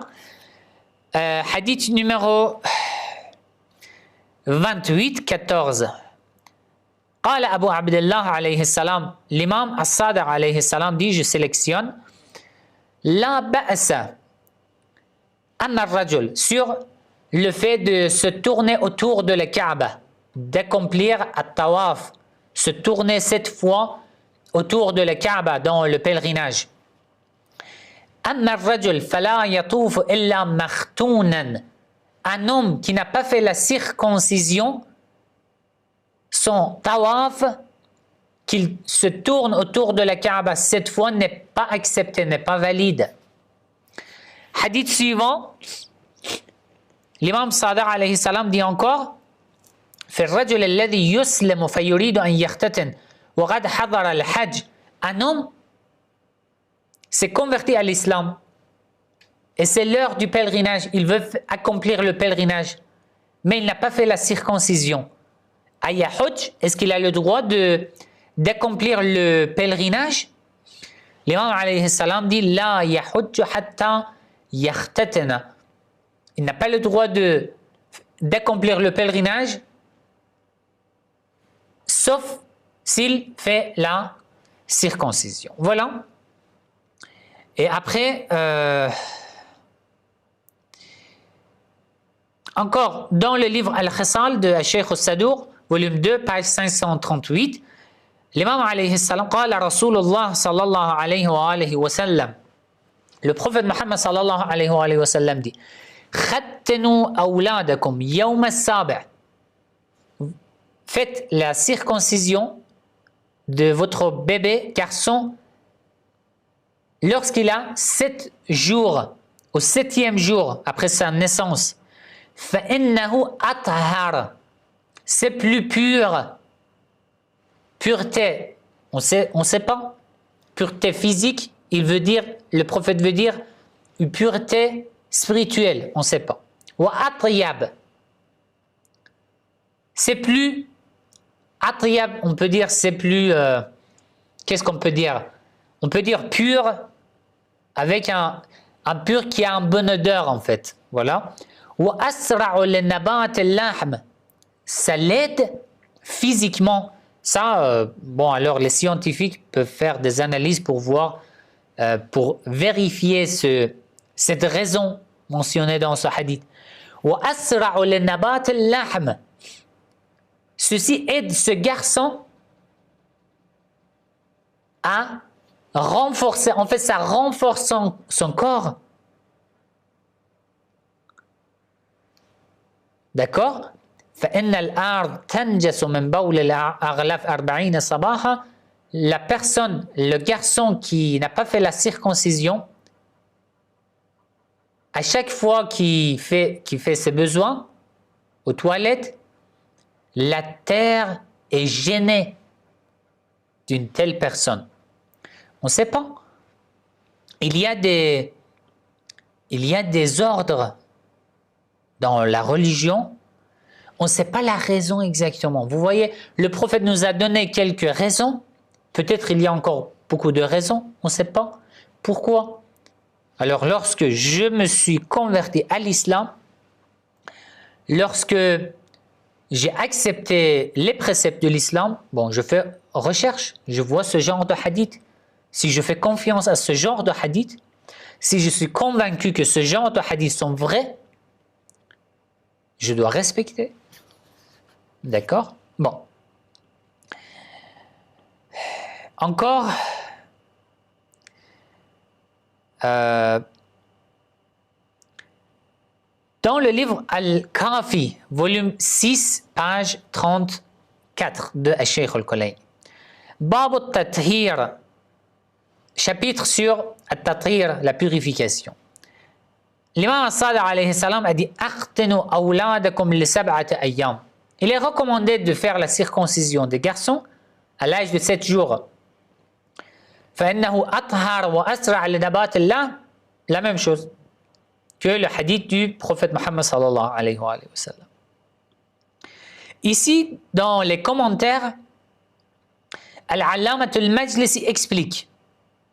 Regardez, ici, j'ai sélectionné. Al-Allama al-Majlisi dit La khilafa fi istihbab al-khitan fi as-sabi' lil-walidayn. Il y a, d'après l'unanimité des savants, il est conseillé aux parents de faire la circoncision de leur bébé, de leur garçon, lorsqu'il a 7 jours. ولا خلاف فيه بين الأصحاب. Il n'y a aucune divergence parmi les ulama chiites. ولا في أنه يجب الختان عليه بعد البلوغ. Et si les parents n'ont pas fait cet acte, la circoncision, il est obligatoire, d'après l'unanimité des savants, il est obligatoire à ce garçon, après la puberté, de faire la circoncision. Et après, قال العلامة لا يجوز تأخيره إلى البلوغ jusqu'à la fin. Donc, il dit, il y a l'unanimité des savants que c'est obligatoire, d'abord pour ce garçon, lorsqu'il est pubère, et lorsqu'il est bébé, il est recommandé, il est conseillé que ses parents fassent la circoncision de leur bébé. Bon. Voilà. Alors, on arrive à la question numéro 6. Alors, c'est fini sur la circoncision.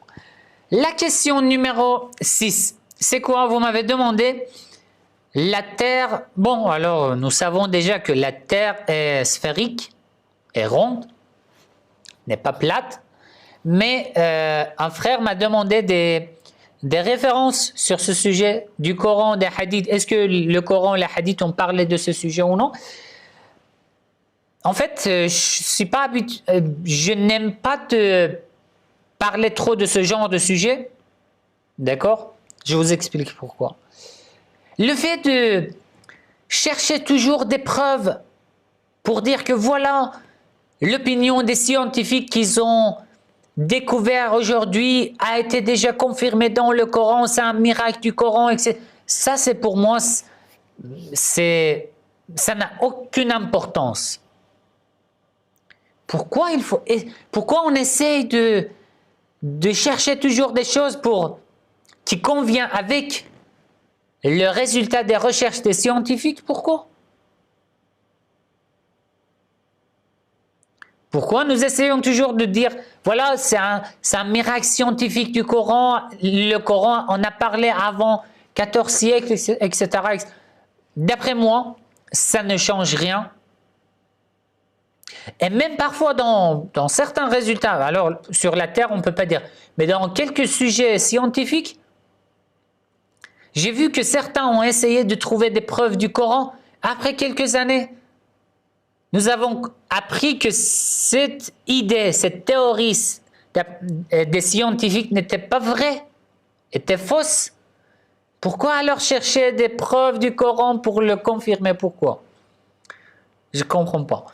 Mais bon, quand même, sur ce sujet, pour répondre à notre frère, je vous donne quelques versets et hadiths sur ce sujet.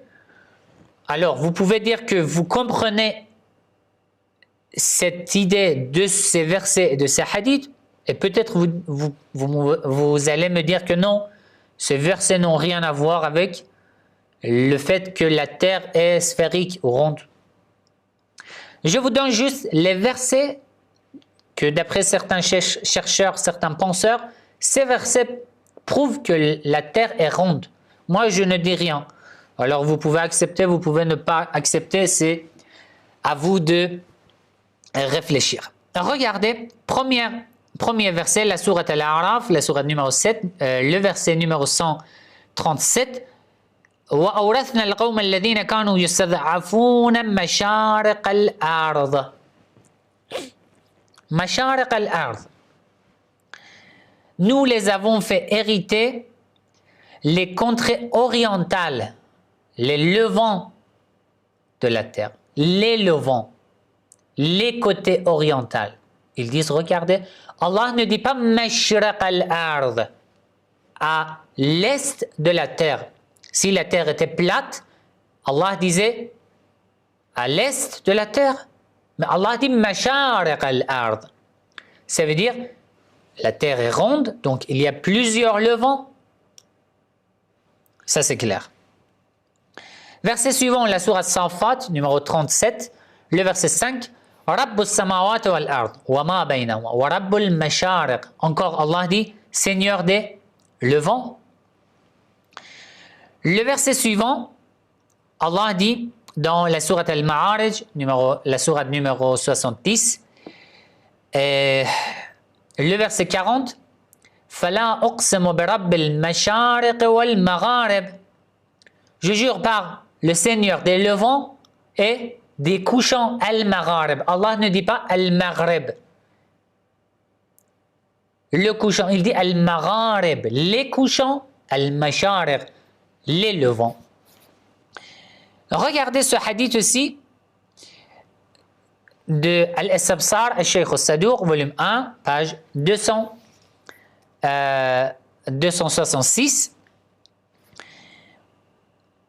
Hadith numéro 22. Alors, An Abi Osama, j'ai sélectionné le passage. Je vérifie juste la connexion.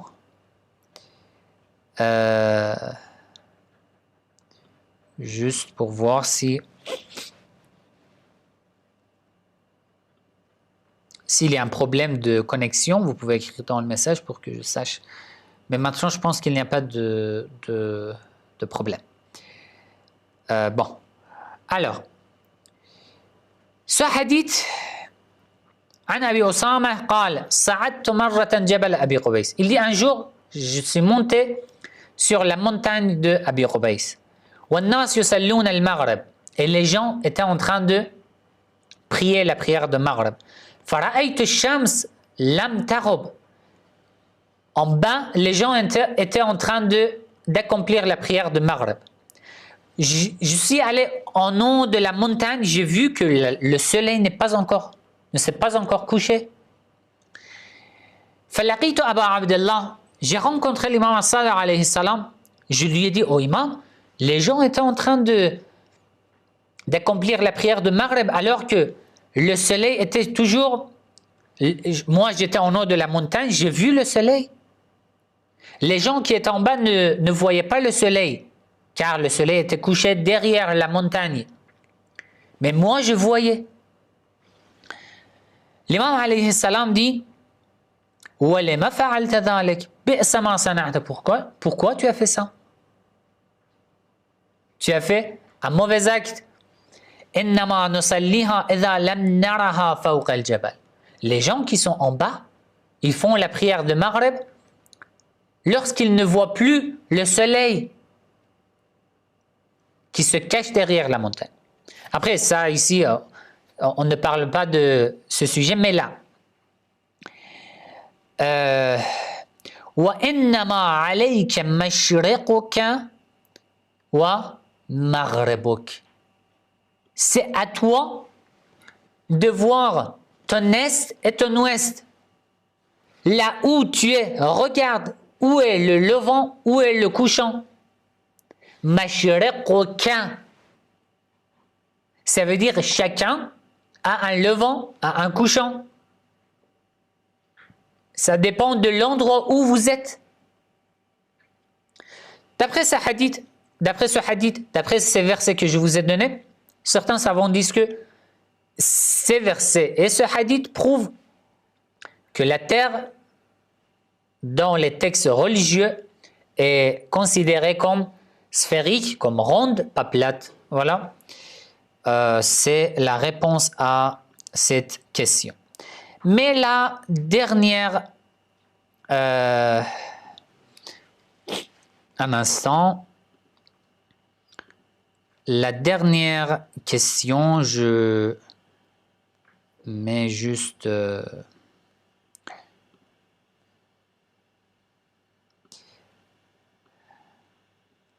ici.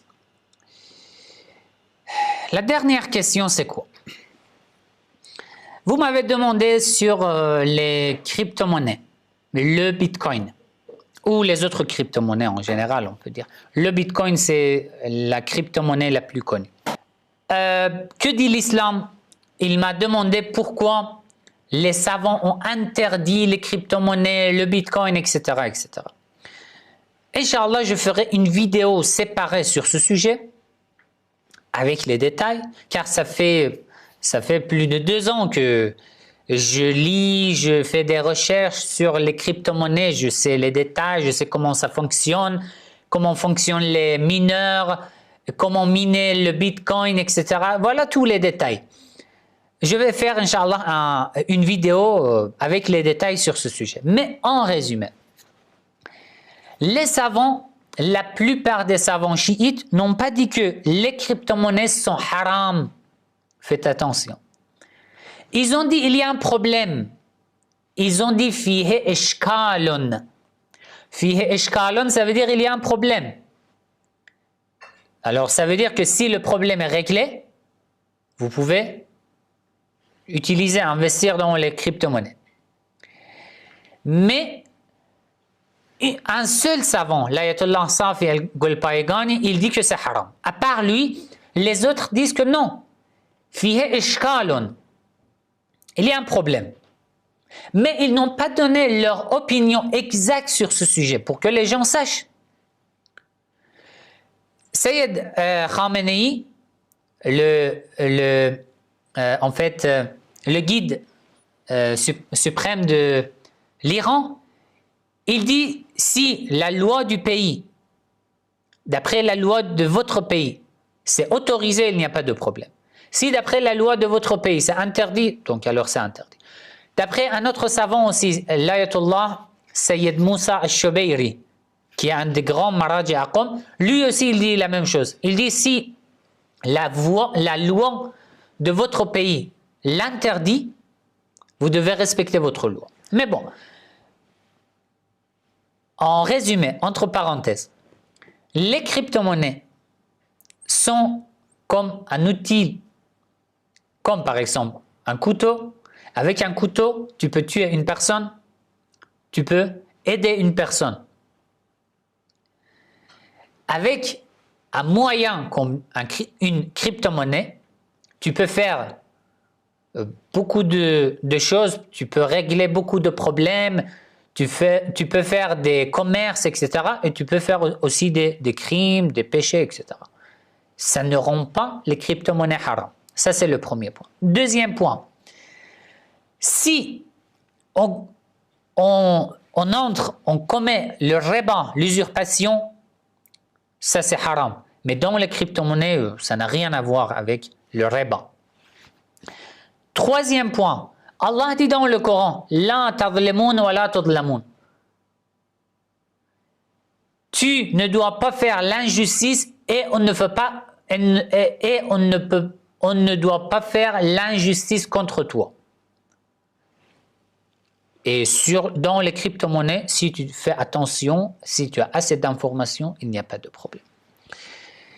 D'après les bases de l'islam, les bases de l'interdiction de certains commerces, des échanges financiers, on ne peut pas dire que investir dans les crypto-monnaies est interdit. Aucune preuve, je vous dis aucune preuve. Mais faites attention, si déjà d'après votre loi, la loi de votre pays c'est interdit, il faut respecter la loi, mais si ce n'est pas interdit, il faut juste faire attention, car en un jour, vous pouvez avoir beaucoup d'intérêt, c'est la valeur. Certains disent c'est comme les jeux de l'argent. Non, ça n'a rien à voir avec les jeux de l'argent, avec les jeux de hasard. Rien à voir. Pourquoi? Parce que c'est la valeur. C'est comme si tu achètes de l'or ou de l'argent et la valeur de l'or et de l'argent dans le monde évolue. Aujourd'hui, par exemple, l'or, 1 gramme de l'or coûtait 100 € par exemple. Hier, coûtait 100 €. Aujourd'hui, ça coûte 110 €. C'est sa valeur dans les échanges qui a été augmentée. Vous voyez, dans les crypto-monnaies aussi, c'est pareil. Pourquoi dans l'or, dans les trésors, les gemmes, le diamant, etc., on accepte, on dit, bon, alors c'est sa valeur qui a été augmentée. Et dans les crypto-monnaies, on dit que non, c'est le jeu de l'argent. Non, pourquoi? Pourquoi quand quelque chose de nouveau qui vient, on dit non, c'est haram, c'est haram. Il faut réfléchir, il faut voir, il faut étudier bien c'est quoi exactement et après, décider. Bon, alors nous sommes libres d'investir ou de ne pas investir, mais le sujet c'est la religion. La question c'est la religion. Est-ce que la religion, d'après les règles de la religion, on peut dire que c'est interdit? Non, on ne peut pas dire que c'est interdit. Je vous rassure qu'on ne peut pas dire que c'est interdit. En un seul jour, vous pouvez avoir par exemple 30% d'intérêt, tant mieux pour vous. C'est la valeur de cette crypto-monnaie qui a été évoluée, qui a été augmentée. Et en un seul jour, la valeur de votre somme peut être diminuée, moins de par exemple 30%. Il faut faire attention. Mais ça n'a rien à voir avec le jeu de l'argent, etc. D'accord? Voilà. C'est alors... Ça a coupé un instant.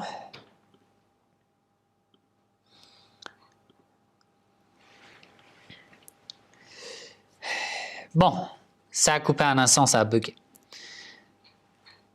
Oui, c'est de la monnaie virtuelle. Bon, alors, voilà, c'était un résumé sur les crypto-monnaies. C'est fini. Maintenant, je vais lire vos messages. Notre live a été très long. Je vais lire vos messages rapidement. Si je peux vous répondre rapidement, je vous répondrai. Sinon, écrivez votre question dans les commentaires de ce live pour la semaine prochaine. D'accord? c'est notre programme qu'on va faire chaque samedi, Inch'Allah. N'oubliez pas. Si vous avez des questions, venez sur notre chaîne, dans les commentaires de ce live, ou chaque semaine que vous venez, dans les commentaires du dernier live de questions-réponses qu'on publie chaque samedi. Écrivez votre question dans les commentaires, pas dans les messages. Pour les semaines prochaines, je vous répondrai, Inch'Allah. Il reste encore quelques questions que ce soir, je ne vais pas répondre. Ça reste pour la semaine prochaine, Inch'Allah. Si vous n'avez toujours pas cliqué sur j'aime, cliquez maintenant sur j'aime. C'est un soutien, c'est un grand soutien pour nous. Cliquez maintenant sur j'aime. N'oubliez pas, vous nous soutenez juste en cliquant sur j'aime. C'est une grande aide pour nous, pour notre chaîne, pour nos vidéos. Et je vous demande de faire attention, de nous soutenir de telle manière, Inch'Allah, nos vidéos. Si vous n'avez pas cliqué sur j'aime, cliquez sur j'aime. Et si les vidéos sont intéressantes, vous savez, vous pensez que sont profitables ces vidéos, partagez les vidéos avec vos entourages dans les réseaux sociaux et écrivez votre avis. N'oubliez pas d'écrire dans les commentaires. Des frères et des sœurs qui m'ont demandé comment ils peuvent collaborer financièrement dans nos projets, nos vidéos, les vidéos que nous publions dans notre chaîne, dans la réalisation de ces vidéos. Si vous voulez faire des dons, j'ai mis un lien dans les descriptions. Vous pouvez cliquer sur le lien et vous pouvez faire votre don 1 euro, 2 euros, 3 euros, peu importe la quantité. Vous pouvez collaborer avec nous financièrement dans la réalisation de nos projets, de nos vidéos. Déjà, les vidéos, c'est régulière. La traduction des livres, les projets que nous avons régulièrement, comme le livre de calendrier chiite que j'ai déjà publié l'année dernière. Donc, si vous voulez participer avec nous, collaborer avec nous financièrement, cliquez sur le lien dans les descriptions pour faire un don. 1 euro, 2 euros, 3 euros, 100 euros, 200 euros, comme vous voulez, d'après vous. Et si vous n'avez pas assez de moyens, juste cliquez sur j'aime. C'est tout. C'est un grand soutien pour nous. Cliquez sur j'aime, écrivez votre avis dans les commentaires. Et j'ai mis le lien de notre boutique musulmane en ligne dans les descriptions aussi. Vous pouvez voir notre boutique aussi. Bon, je lis vos messages. Rapidement, il y a beaucoup de messages. On ne va pas arriver à tout lire, je pense.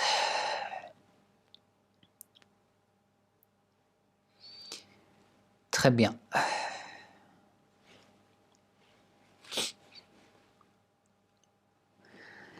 Est-ce vrai que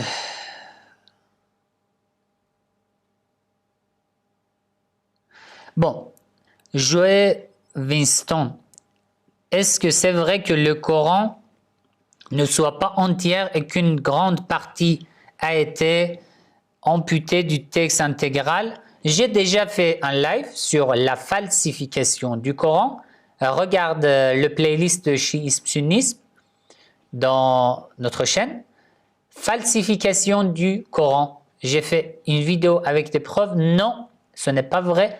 Le Coran actuel, c'est le même Coran qui a été révélé au prophète Mohammed sallallahu alayhi wa sallam entièrement. D'accord? C'est le même Coran.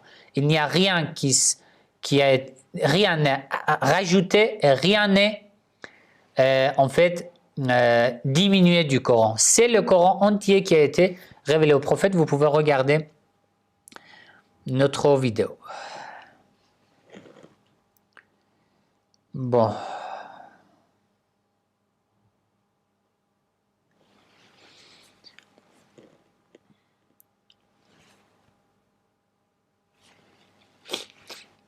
Alors, sur la falsification du Coran, regardez notre vidéo. Si je peux vous donner le lien maintenant. Attendez, je vous donne le lien maintenant pour vous faciliter. Car c'est en fait un sujet très important qui peut vous aider, Inch'Allah. Un instant, je trouve... voilà. Falsification du Coran.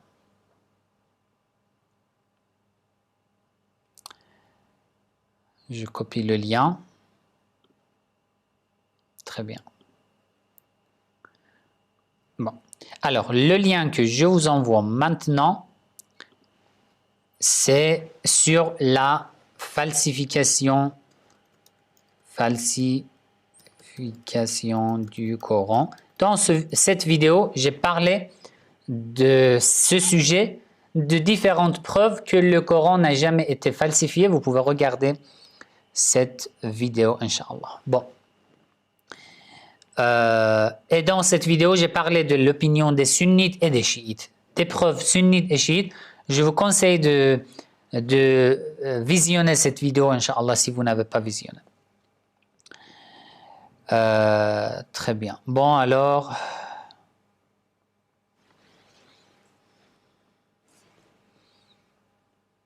Le livre de Mohamed Ali Amir Mouezzi, qu'est-ce que... Super ce livre expliquant le sens ésotérique. Bon, alors ce n'est pas une question. Vu que vous avez beaucoup de succès et que vous êtes débordé, je propose de former un apprenti, car de ma part, j'ai soif d'apprendre. Inch'Allah, en fait, oui, c'est une bonne idée. Vous avez proposé de former un apprenti ou un programme d'apprentissage. Inch'Allah, cette année, on va programmer pour avoir on peut dire, un institut d'apprentissage ou une école virtuelle d'apprentissage de la religion avec plusieurs étapes, Inch'Allah, même avec l'apprentissage de la langue arabe, la langue persane, et surtout la religion, la recherche dans la religion, etc. Dès que c'est fini, l'organisation est finie, le programme est prêt, Inch'Allah, je vais vous annoncer et vous serez au courant, bien sûr, Inch'Allah.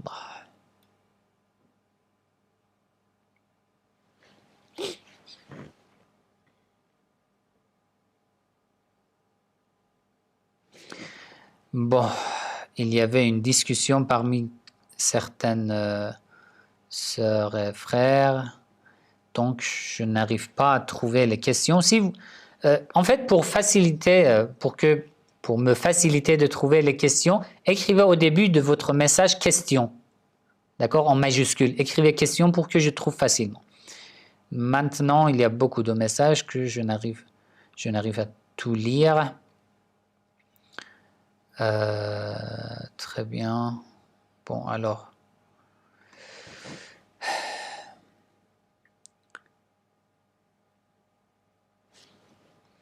Si je peux trouver des questions.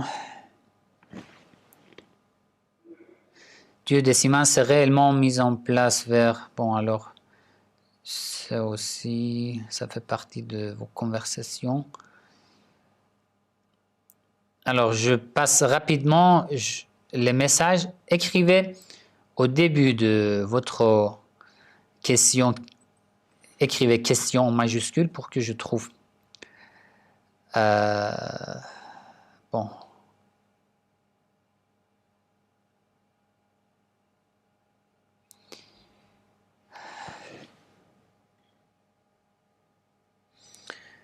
Bon. Les hadiths étaient interdits de diffusion à l'époque normale. Bon, alors ça aussi, c'est votre conversation. Et je n'arrive pas...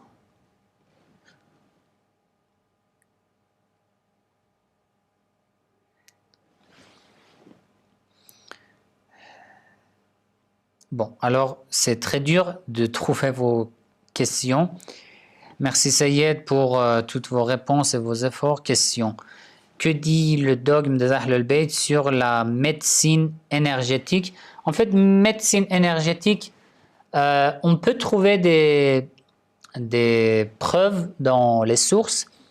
Si vous écrivez dans les commentaires, je vais en parler, Inch'Allah. Déjà, vous avez écrit des questions dans les commentaires de live de la semaine dernière, que ce soir, je n'ai pas répondu, mais Inch'Allah, la semaine prochaine, je vais tout répondre. Sur la médecine énergétique aussi, on peut parler, Inch'Allah. Bon.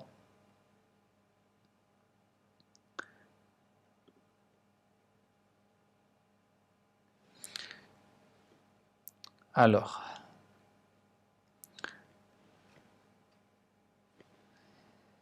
Que signifient les crypto-monnaies? Ce sont des monnaies virtuelles. Si vous cherchez sur YouTube ou sur Google, sur Internet, vous allez trouver beaucoup de vidéos qui vous expliquent c'est quoi les crypto-monnaies. Oui, j'ai dit, il faut faire attention. C'est comme une sorte de commerce en fait.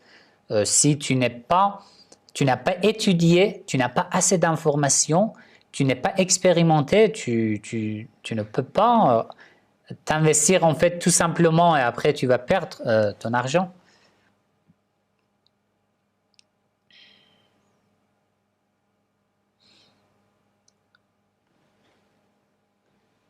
La question se pose aussi sur l'argent qu'on a en banque.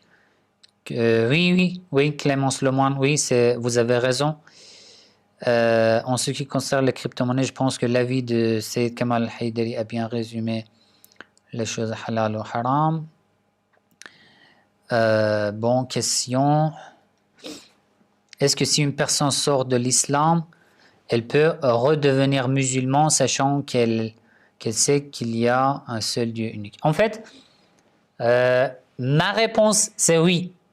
D'après certains savants, c'est non, car il est devenu un impie après avoir cru en Allah. Mais d'après moi, j'ai beaucoup de preuves. Si vous voulez, vous pouvez écrire dans les commentaires. J'ai beaucoup de preuves, beaucoup de versets, beaucoup de hadiths qui prouvent que même si tu es sorti de l'islam, tu peux revenir. Il n'y a aucun problème. Il y a des conditions, je vais vous expliquer. Vous pouvez écrire dans les commentaires, je vous explique, Inch'Allah. Pourquoi appelle-t-on le prophète Khidr par son nom? Je ne sais pas. Mais bon, si vous écrivez dans les commentaires, je fais des recherches pour voir pourquoi. Jusqu'à maintenant, j'ai pas vu de source qui parle de ce sujet. Peut-on se brosser les dents pendant le jeûne? Oui, c'est possible. Juste, il faut faire attention que rien ne pénètre pas dans la gorge. Est-ce que le mariage avec un non-musulman? Vous avez demandé cette question dans les commentaires, j'ai noté Abdelhak Zebida. Vous avez demandé cette question dans les commentaires, j'ai noté. Inch'Allah, la semaine prochaine, les premières questions parmi les premières réponses, il y aura la réponse de votre question aussi avec les sources, car c'est un sujet en fait important. Donc sur le mariage avec une non-musulmane, la semaine prochaine, je parle et j'ai déjà noté cette question dans les commentaires.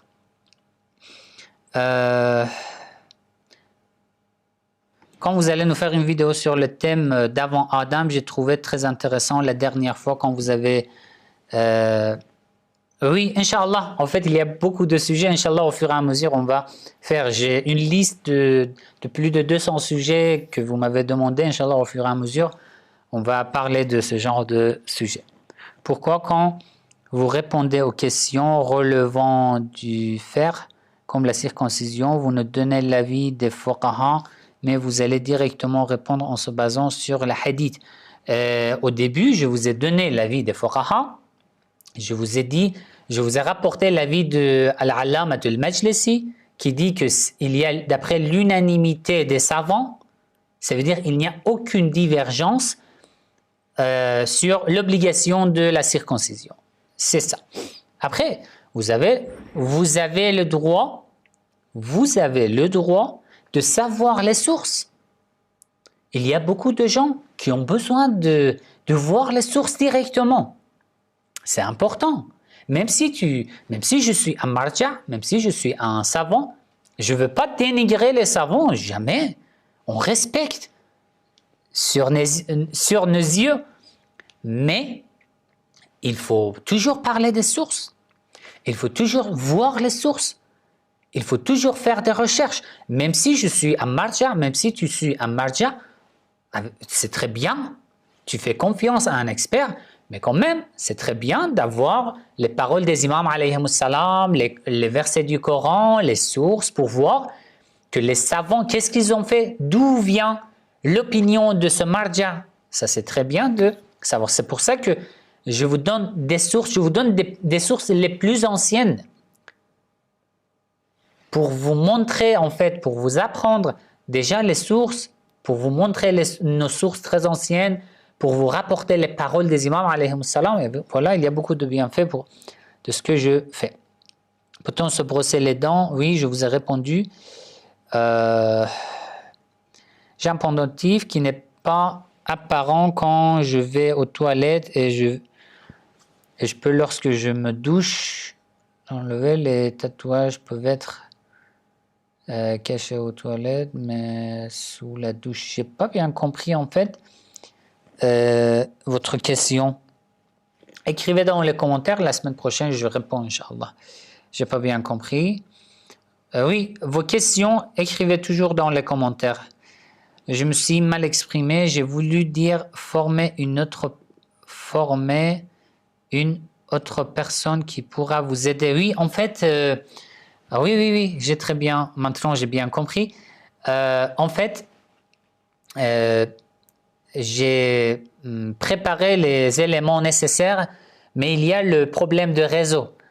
La personne qui peut être à mes côtés pour m'aider ici à mon entourage, il n'y a pas de personne qui soit francophone, qui soit à mes côtés, juste ici.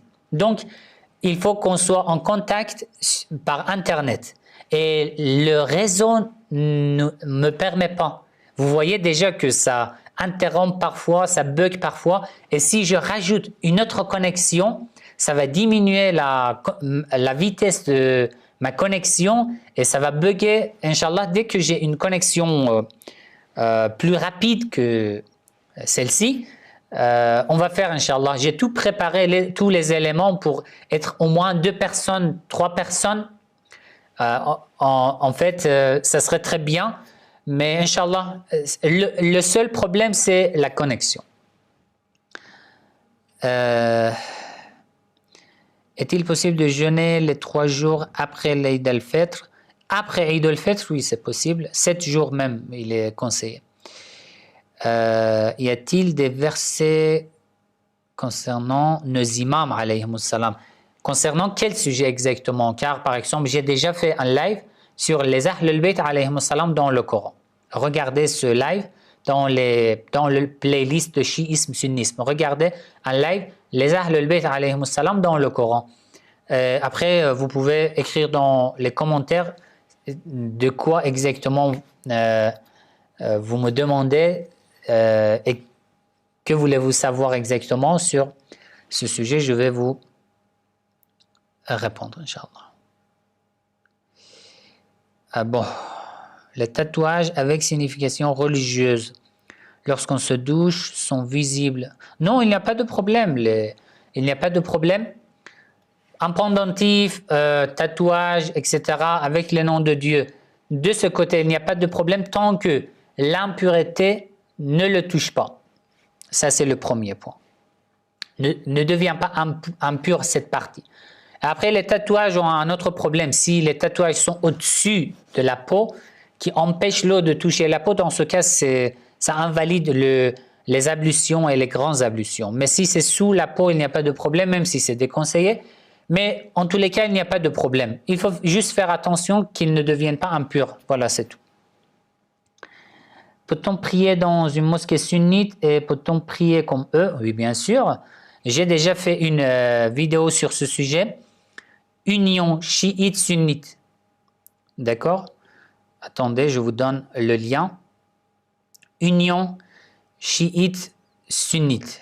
Si je trouve le lien un instant, pour que je trouve. En même temps que je cherche, si vous n'avez pas cliqué sur j'aime, cliquez sur j'aime. Et si vous n'êtes pas abonné à notre page Instagram ou Telegram, j'ai mis les liens dans les descriptions, d'accord? Vous pouvez regarder les liens dans les descriptions et vous abonner à nos pages sur Instagram, sur Telegram, sur Facebook. Voilà, le lien que je vous ai envoyé, c'est sur la vidéo que j'ai fait sur l'union chiite-sunnite. Dans cette vidéo, j'ai parlé, est-ce qu'on peut participer aux mosquées sunnites, etc. Je vous propose de regarder cette vidéo. Je vous en prie. Bon, alors, c'est fini, vos messages aussi. N'oubliez pas de cliquer sur j'aime, de partager la vidéo avec votre entourage. de nous soutenir en fait comme vous pouvez d'après votre moyen. Le soutien n'est pas seulement financier, juste un clic sur j'aime, juste un partage, écrire un commentaire, ça nous aide beaucoup, ça aide notre chaîne. Si vous n'êtes pas abonné à notre chaîne, abonnez-vous maintenant, cliquez, il y a un bouton rouge, abonnez-vous à notre chaîne et il y a une cloche qui s'apparaît, cliquez sur la cloche. Si vous cliquez sur la cloche, vous serez informé dès que je publie une vidéo ou dès que je suis en direct, vous serez informé. Donc si vous n'êtes pas abonné, cliquez sur s'abonner, le bouton rouge et voilà, cliquez sur j'aime aussi. Le reste des questions, écrivez dans les commentaires, Inch'Allah, je vais noter. Je vais répondre la semaine prochaine, samedi prochain, Inch'Allah, notre live de questions-réponses. N'oubliez pas. Qu'est-ce que je voulais dire? En fait, moi, je note toutes les questions dans les commentaires. Donc, soyez tranquille et écrivez votre question dans les commentaires. Alors, pour ceux qui aussi veulent faire des dons financiers pour collaborer avec nous dans la réalisation des vidéos, de nos projets, la traduction des livres, etc., j'ai mis un lien pour faire des dons, n'importe quelle quantité, 1 euro, 2 euros et même plus. Vous pouvez cliquer sur le lien dans la description et faire un don. Et les liens de nos pages dans Instagram, sur Instagram, Telegram et Facebook, voilà, et sur YouTube aussi, sont dans les descriptions. Vous pouvez vous abonner, Inch'Allah. Je vous remercie pour votre présence, pour votre soutien. Vous avez été toujours présent, vous avez toujours soutenu notre chaîne. Alhamdulillah, et je suis reconnaissant, je vous suis reconnaissant, je vous remercie. Que Dieu vous garde de tout mal, que Dieu vous bénisse, Inch'Allah. Prenez soin de vous. Et wassalamu alaikum wa rahmatullahi wa barakatuh.